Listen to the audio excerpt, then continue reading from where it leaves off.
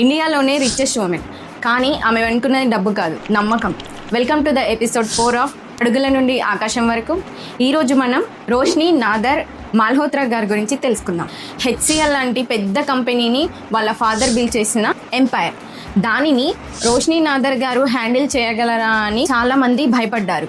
కానీ ఈవిడ రెడీమేడ్ సక్సెస్ని కోరుకోలేదు, తనని తాను ప్రూవ్ చేసుకోవాలనుకుంది. Step by step learning, leading and growing కామ్గా వర్క్ చేస్తూ తన ప్రతి డెసిషన్ని ఒక లెసన్ లా మార్చుకున్నారు. ఈ జర్నీలో ఆమె నేర్చుకున్నది ఒకటి, బ్యాక్గ్రౌండ్ కంటే మనస్తత్వం ముఖ్యమని నేర్చుకున్నారు. తను ఈ రోజు HCl technologies chairperson. India richest women list లో టాప్ లో ఉన్న ఆమె సింపుల్ ఫార్ములా కన్సిస్టెన్సీ. నేను కూడా చేయగలను అని ప్రపంచానికి సైలెంట్ గా నిరూపించారు. సక్సెస్ కి బ్యాక్గ్రౌండ్ తోనే సంబంధం లేదు, మీ మీద మీకు నమ్మకం ఉంటే చాలు. ఇప్పుడే మీ జర్నీ కూడా స్టార్ట్ చేయండి. ఇంకా ఇట్లాంటి ఇన్స్పైరింగ్ స్టోరీస్ కోసం ఉమెన్స్ కనెక్షన్ ని ఫాలో అవ్వండి.